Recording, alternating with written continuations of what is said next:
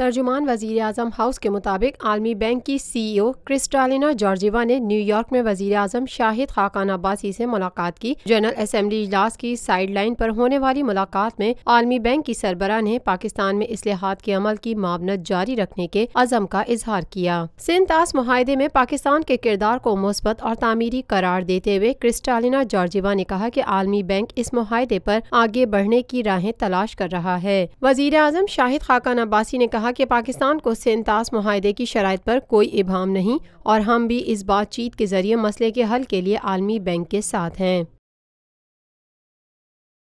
Lotus Lake Towers, a groundbreaking endeavor by Lotus Properties.